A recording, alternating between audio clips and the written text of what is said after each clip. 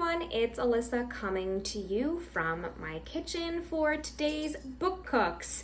This is actually recorded yesterday. We are baking today, like I said last week. If you watched last week, we're baking from, again, we're gonna use Jewish by Jake Cohen, and today we are making, let's see if I can find a picture. It's right here.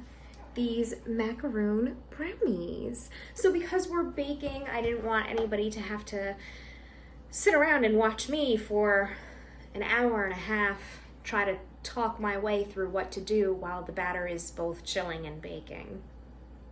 Right? Let's not do that. So I'm just pre-filming it today so you can see how the brownies are made. I'm really excited about them. These are made with Passover in mind, so they are made with almond flour. They're not made with regular flour, which I'm really excited about. I'm going to try to adapt this to also be refined sugar-free, and I'm going to use coconut sugar. We're going to see how that goes. Might be a little dicey, but we'll see. Right now what I have is a pot of boiling water on the stove because we're going to melt our chocolate here on a double boiler. So and I'm also having the recipe. So what you're supposed to do first is prepare your pan. I'm gonna wait because I don't know what size pan I'm really gonna need. We'll figure it out. Set a medium metal bowl over a small pot of simmering water, and then you're going to put your dark chocolate and butter or coconut oil into the bowl and stir until combined, and then remove from the heat. So I have coconut oil. I'm not gonna use butter. I'm gonna keep it dairy-free as well. But also I didn't feel like using a whole stick of butter. Ugh. Okay.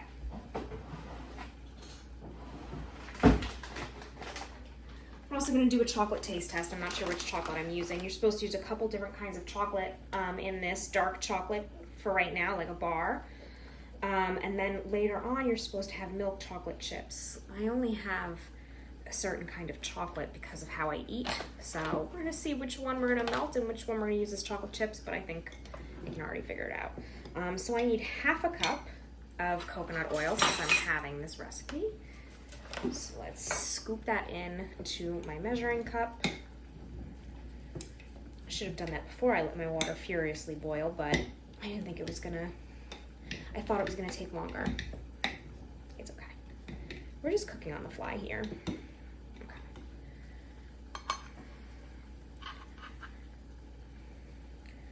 Measure this out, and 8 ounces of chocolate. So I have my kitchen scale behind me, so I'll measure it out in ounces behind me as well. So we only need 4 ounces. I'm gonna mess this up, and I'm not going to remember to have something. We'll see what's gonna happen. So I have kind of a medium-sized pot, actually. Because in my experience, and I didn't fill my water up so high, because if you let the water fill up so high and your bowl sits too low in the bottom, the boiling water is actually touching your bowl and it's not heat from steam. Sometimes your chocolate might break. What is the correct term for that? Not curdle. Oh my goodness, I can't remember it. And all I do is watch Food Network, but seize, your chocolate might seize. Okay, so I have my coconut oil, and let me measure out my chocolate in my bowl. Let's see.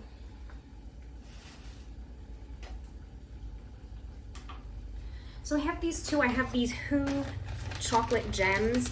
They're basically like paleo chocolate chips. They have coconut sugar instead of regular sugar, and they're basically just chocolate otherwise.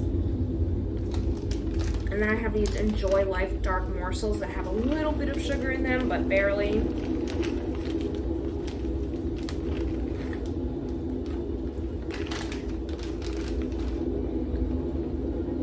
Yeah, those are chocolate chips. These are the ones I'm melting. So I need 4 ounces.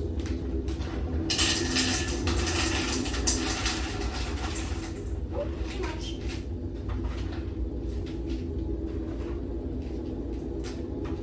Perfect.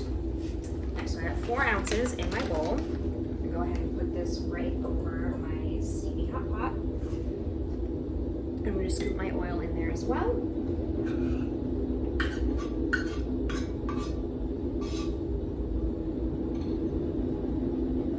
Of course, the coconut oil will start to melt pretty much right away. It's got a pretty low melting point. Anybody who keeps coconut oil will know that in the summer, your coconut oil is usually turning to liquid. All right, let me put this to the side. Now let's check this out. How are we doing here? Oh, it is melting very quickly. Because in the book it says, in the meantime, you're supposed to do the next step with the rest of the ingredients, and like there's no meantime. It's already, can you see it? It's already melted down pretty furiously. Wow, it's going nice and fast. Okay, so we're just gonna let this melt. Meanwhile, in a large bowl, whisk together your eggs. So I need 2 eggs, granulated sugar and brown sugar. I'm just gonna use all coconut sugar. We'll see how that works. Cocoa powder, vanilla, salt, and espresso powder. So let's see, I need 2 eggs. I'm gonna move this spoon, we don't need that in there right now.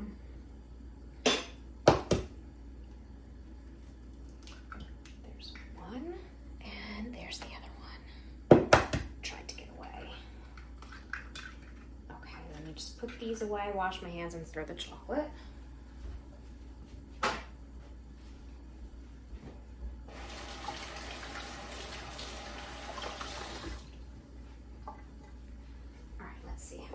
There's still some chunkies of coconut oil. Almost there.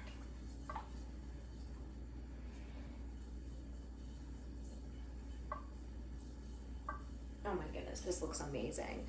Like I could drink it, but I wouldn't because it's just all coconut oil. Ooh, okay, but it looks amazing. It looks like a chocolate river.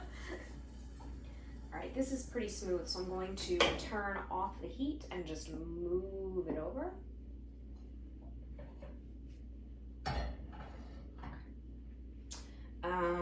So that I got my 2 eggs, half a cup of granulated sugar, and a 1/4 cup of packed light brown sugar. So I'm gonna do half a cup, and like half and 1/8 of a cup. We don't have a measuring spoon for it, but we're gonna weigh it.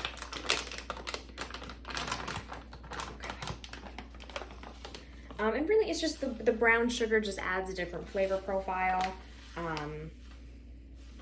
But coconut sugar in itself tastes very different from granulated sugar, so I'm not gonna really be missing out on that.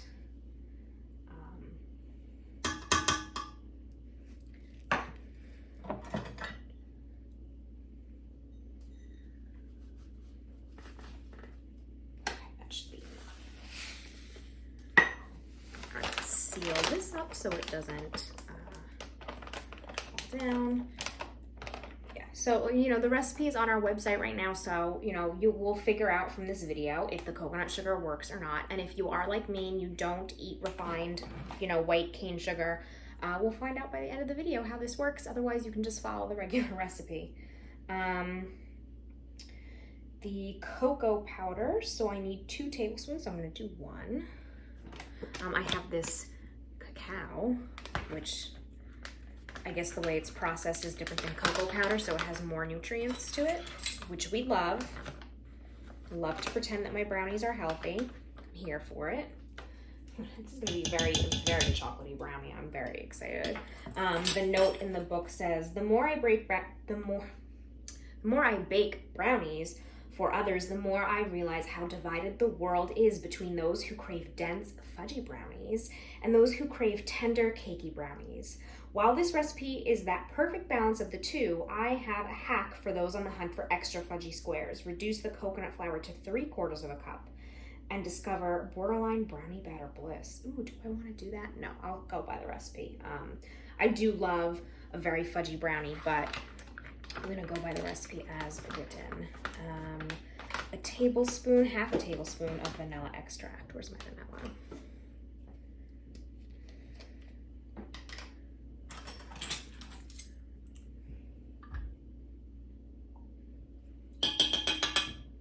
Lovely. what's next? Some salt and espresso powder. 1 teaspoon of salt, so half a teaspoon. This recipe calls for kosher salt. There is a difference in the taste between kosher salt and table salt. It has to do just with the surface area of the salt mostly. And this grinder is kind of similar to kosher salt. Not really. We're gonna make this up. Okay, that should be good. I made that up. That's definitely not really the case, but it's closer to kosher salt than it is to table salt at any rate. Anyway, and a teaspoon, so half a teaspoon of instant espresso powder, which I see a lot of brownie recipes call for this sort of thing. It's not to make it taste like coffee, but because coffee actually brings out some of the wonderful varied notes of chocolate in just a different way. So let's go ahead and add this. Okay, can I get rid of this? Not yet. Not yet, but I can get rid of this. How are you looking over your chocolate? Delectable. Okay. So I'm going to grab my whisk and mix this together while moving the book to make sure that I don't get it dirty. I usually do. Okay. I'm just going to whisk this together into, oh, I didn't put the coconut flour in there yet, did I? Oh, that's because we're not supposed to. I did read it correctly. Okay. Then we're going to add in the chocolate and then the coconut flour and then the chocolate chips. So, and another one of the reasons why we're waiting, why we're doing this ahead of time so that you're not waiting is this part of the batter, this chocolate part, does need to chill in the fridge for a little bit. It's too hot. I can handle it. All right. Ooh, it's hot steam. Okay. Gonna whisk this in. Oh. You see that batter? Oh, it's a little dark in here, but that batter just got really, really rich and amazing. Wow. Wowie. All right, let's not lose any of the good stuff here, right? Okay.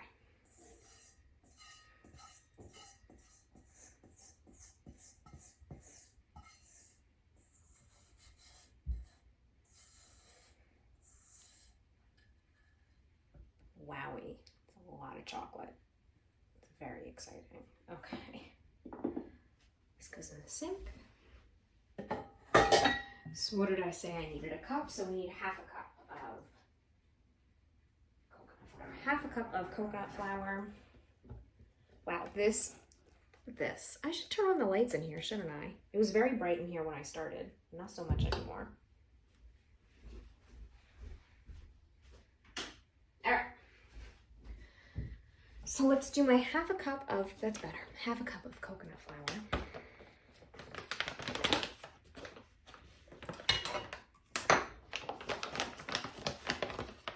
Then I'll figure out what size pan this is going to go into.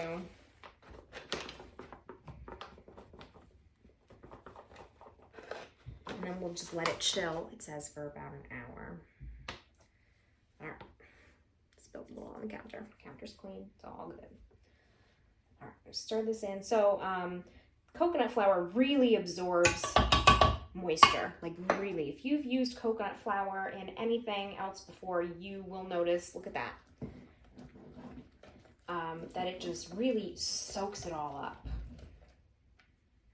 which is different from almond flour. So if you are like me and you do utilize grain-free flours in your recipes, and something calls for almond flour, but you only have coconut flour, they're not going to work the same way. You definitely need to add less coconut flour than what the almond flour calls for. Yeah, this is nice. Oh my goodness, this is really fudgy delicious looking batter. Okay, how much of the chocolate chips? Half a cup of chocolate chips. Calls for a cup. We're going to go for half a cup of this.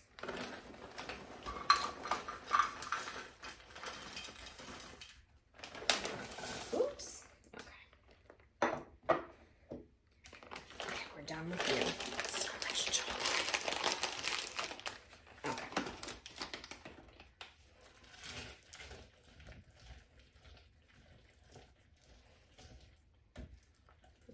stirring this all to combine. I don't know which pan I should use. I have this little loaf pan. I think I'll use the loaf pan. We'll make like a brownie loaf. Not really. Okay.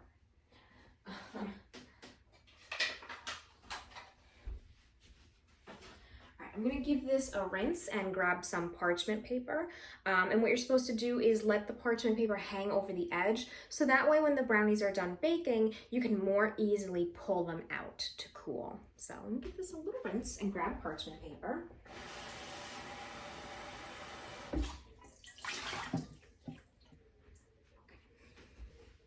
Breaking all the rules, making a brownie loaf. Fine by me.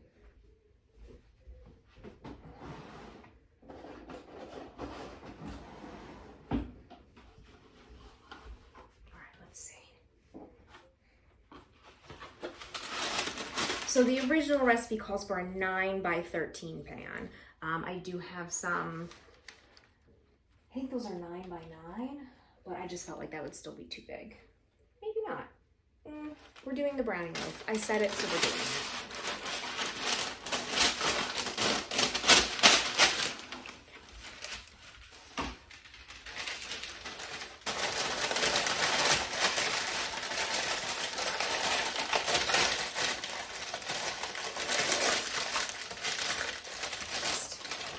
Jamming this in here. It'll sit better as it has the weight from the brownie batter, of course. Sometimes what people like to do is to grab some kind of oil, like butter, or even a little bit of the batter itself and put it in the corners, and that way your parchment paper stays down better. All right, let's get this into the pan. I'll switch to the other one in a second. There we go. Look at that. This batter is glorious. I probably could have used the 8 by 8 pan, but I said I was doing a brownie loaf and I'm committed. All right, we'll use this spatula to smooth it down. Can't really see because of the parchment paper, can you? There it is. Smooth it down. We're gonna get into all of these delicious corners. Tell me, are you a corner brownie person or a middle brownie person?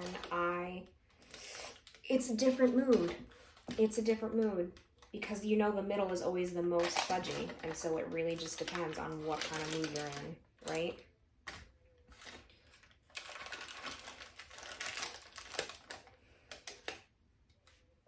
Yeah, for me, I don't have a preference for either one. Just depends on the mood. You know, if I'm going for just the brownie, probably the corner, a little snack on its own. But if I'm gonna mix it with ice cream or whipped cream, I love the fudgy center because it all just mixes together so nicely. Different moods. So I'm curious to see how this is gonna come out as a loaf.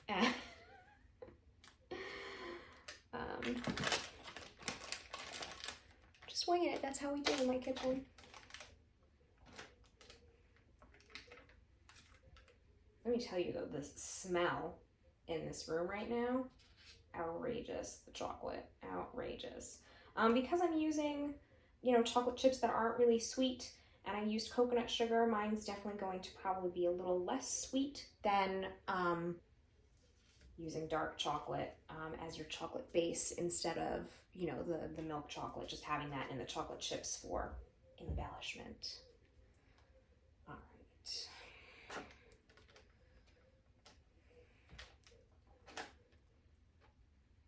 Okay, so let's not waste any. Come on.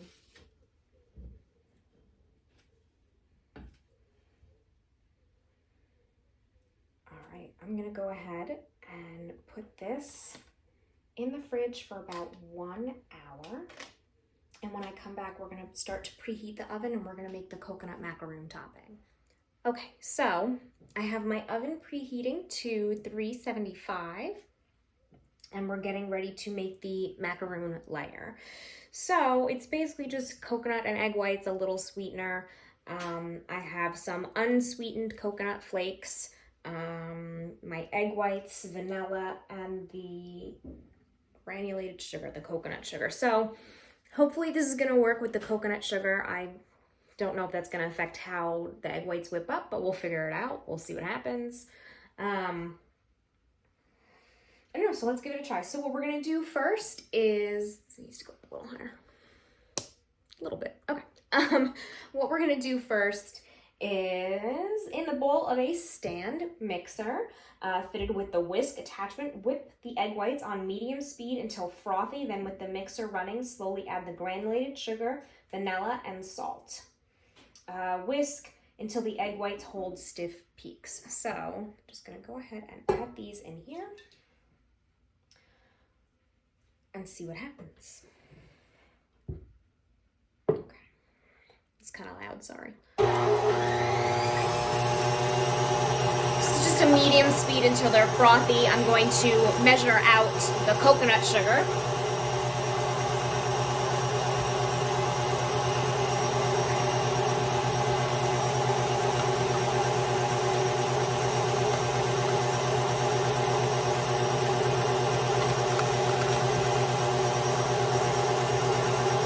They're going, you can see, getting a little frothy.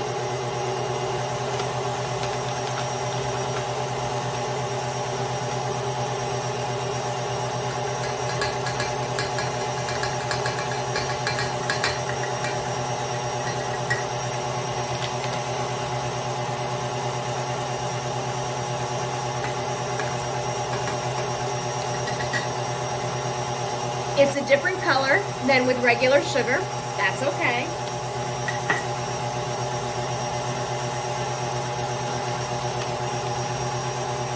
A little bit of salt to bring out the flavor.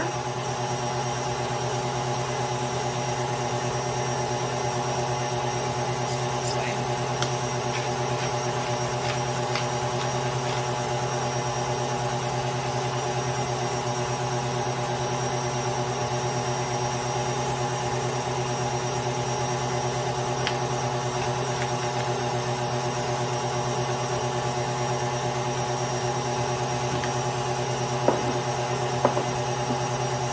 The vanilla.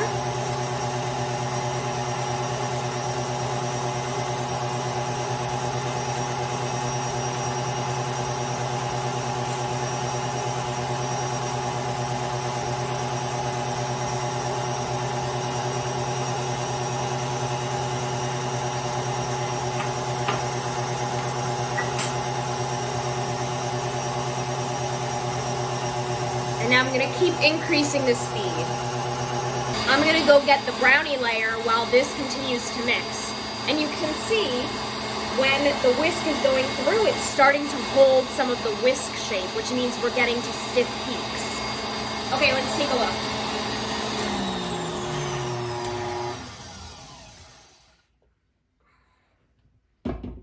Okay, not quite. It's a peak, but it's not quite stiff. So I'm going, oh, it's really close though. Okay, let's do this for like another little bit. It's pretty close and it would probably be close enough for me.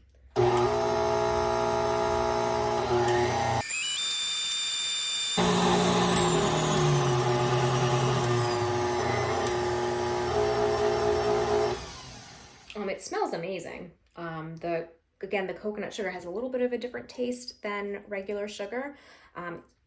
Great, it smells great with the vanilla.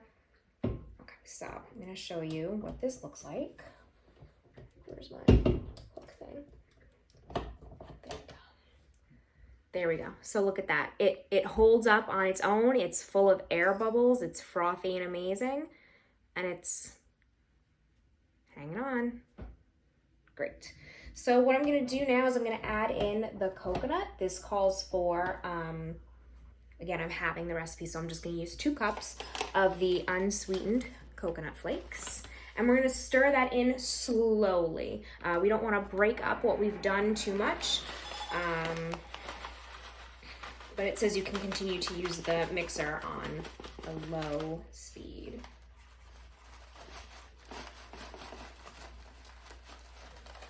Oh, all right, that's a pretty full cup. All right, here we go.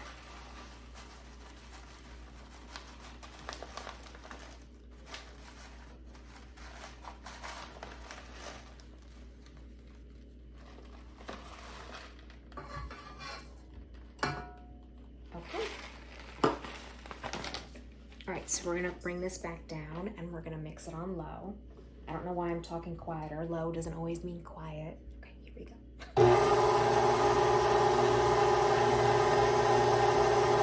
Oh, you see that? It looks good. We want it to be just incorporated. We're not going for anything more than just basic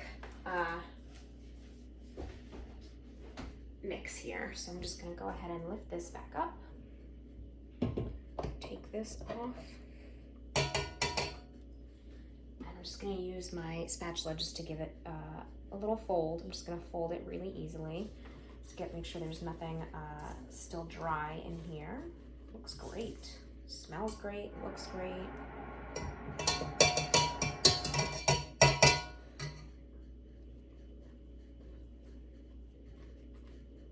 And so the next thing that we do is we put it on top. This is the next layer on our bar. And then we let it bake for about 30 minutes. I'm gonna check it because mine is a little smaller. So it might not need a whole 30 minutes, but maybe. If you've watched Book Cooks before, you know my oven. My oven and I have a love-hate relationship, so maybe 30 will hopefully be enough, or maybe it's too much. We'll see. But you're also gonna look for this coconut mixture to get a little brown on top. There we go. And just get a nice even layer all over. This looks great. What a great idea. I don't always love coconut, to be honest, but I do love coconut macaroons. And because I generally eat grain and gluten-free, especially when I was in college, it was kind of hard for me to figure that out, like what else to eat and what to get when, you know, you're on a college campus and gluten-free isn't a huge thing yet. It wasn't back then.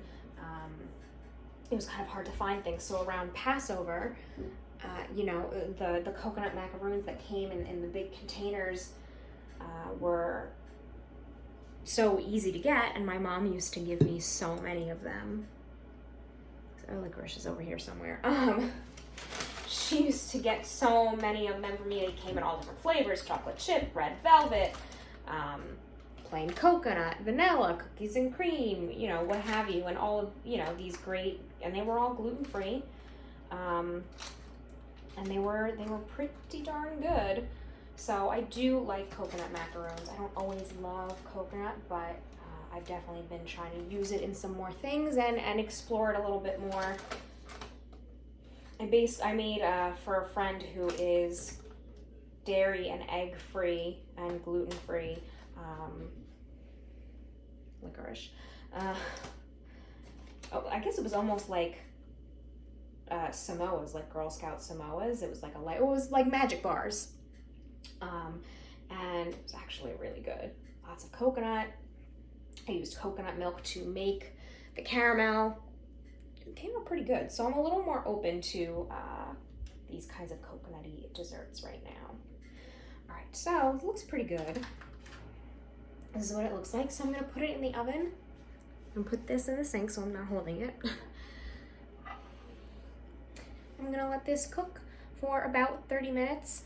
Again, I'm just gonna look for some browning here on the top and just looking for this to be kind of solid, I guess. All right, here we go. So I'm just waiting for the brownies to cool, and I thought I would share with everyone my work assistant, Licorice. Say hi. This is my assistant, Licorice. As you can see, my work from home setup. She is my supervisor. She is always here to make sure that I am working and doing everything. And right now she's supervising the last few steps of these brownies. Okay, hello. So I've taken these out of the oven. Full disclosure, I realized that the original recipe called for 4 egg whites, and in my head it was 6. I don't know why, So I did 3 egg whites when I halved the recipe. So my macaroon mixture is almost a little bit more like a very soft meringue. Or almost a little bit like a French macaroon. I think it's, I added too many egg whites. Anyway, it's still gonna be delicious. But full disclosure, I definitely did not pay attention. I thought it was 6, it was 4. I only needed 2. So, but you can see it's nicely browned. It's like pretty much finished cooling off. It's still a little warm. You're definitely supposed to let it cool off all the way. Yeah, it's definitely still a little warm. Supposed to let it cool all the way. It'll make it easier to cut. You want everything to be nice and set, but I am impatient and it's also getting kind of late. Go ahead and carefully try to, oh, hello. So I'm gonna go ahead and carefully try to lift this up and get it out of my pan. Okay, so far so good. I'm just worried that my meringue is sticking to my parchment paper. And that's kind of sad. All right, let's see. I'm gonna swap this, put this over here. It smells amazing. So yeah, it's definitely sticking to my parchment paper a little bit. You'll see, I'm trying to pull it away. I don't know if that's because I'm not letting it cool enough or because I did too many egg whites. I don't know. I mean, some of it's pulling away. All right. Some of it is sticking and some of it is not. Okay, it's fine. I'll just save that part as a snack for later. There we go. Ooh. Let me just tell you how amazing it smells in here right now. I just don't even know what to say. All right, so let me cut this. Ooh, it's very sticky.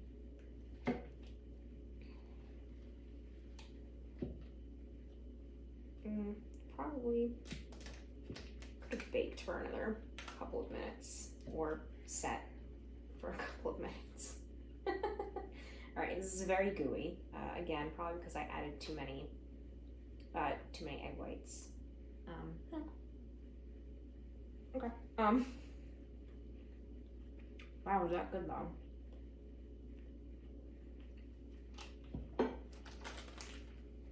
All right, let me wash my hands because I'm bringing these to my parents' house and I just lick my fingers.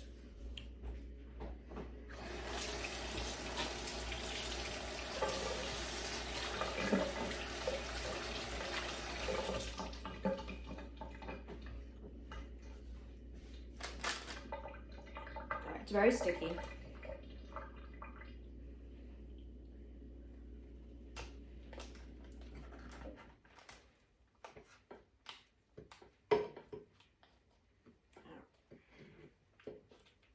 right, let me get a little plate for myself.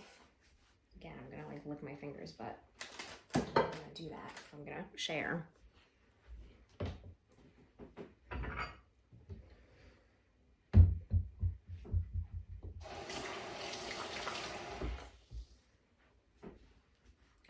Kind of a big piece.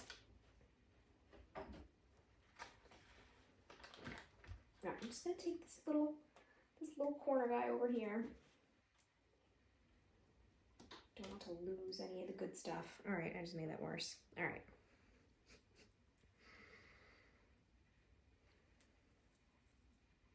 Okay.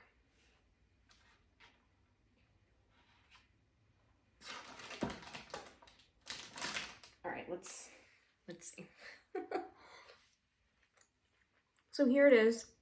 Here's my brownie. There's all the extra stuff that was stuck on the knife. Which is delicious, by the way. This coconut macaroon layer with the coconut sugar and the vanilla. It's pretty darn good.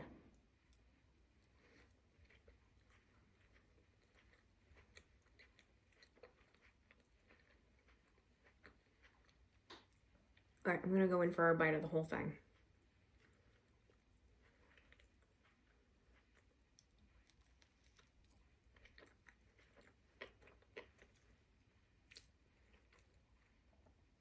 Wow, that is chocolatey. Wow. That is chocolatey. Definitely bitter because I used all dark chocolate. But for me, I think I like that. The topping is sweet and the brownie part is not. If you actually do use milk chocolate, she stole my chair. Milk chocolate chips instead of continuously using dark like I did. It won't taste as bitter as mine does, but I'm digging it. It feels very grown up and very decadent and very messy, which I also enjoy. Totally okay with me.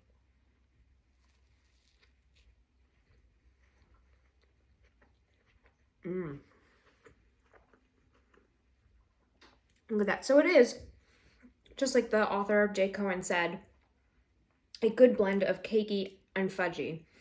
The more in the center it is, it's very loose and fudgy. And the outside is definitely like a cakey brownie, almost like you would get from a box, if you can see that. Wow. It's pretty good. I'm really surprised. Again, I don't love coconut in a lot of applications, and this is really good. I'm gonna keep eating this.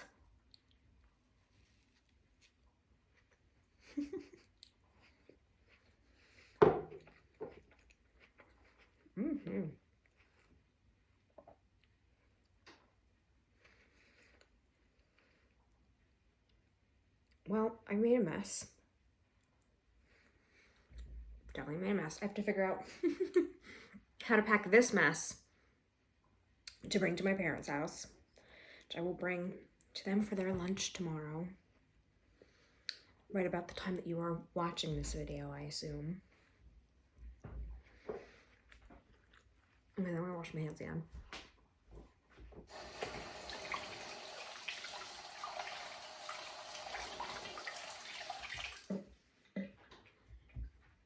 But it's great. What a unique idea. At least I've never seen this before with the coconut macaroon layer on top. The brownie recipe is great. I shouldn't have done 3 egg whites. And I probably should have baked it for another 5 minutes and or let it set like I was supposed to. But I was impatient and it's almost 9 o'clock, so what are we gonna do about it? It's still delicious. So again, this is the book Jewish by Jake Cohen. Really great cookbook, lots of variety. As you can see, we did the pomegranate wings last week from this book, and this week we have a dessert. Really just runs the spectrum of so many things, as well as if you're looking for some traditional Jewish recipes, there's rugula, there's babka, there's a whole section on kugel. There's just some really great recipes in here. Whether you're looking for something classic that maybe you want to update a family recipe, you're looking for some Middle Eastern inspiration that he pulls from his family background, or you're just looking for an interesting twist on something typical like the wings or the smashed potatoes recipe in there, it looks really good. You can find it. This is a great cookbook. I can see why it's so popular. And it is available for checkout at the library. You can place a request on buckles.org or give us a call. All right, that is it for me for today. And I'm going to go drink a glass of water because I don't usually eat this much sugar, and maybe enjoy a little bit more of this brownie to end my night. All right, everyone, I'll see you next time. Bye.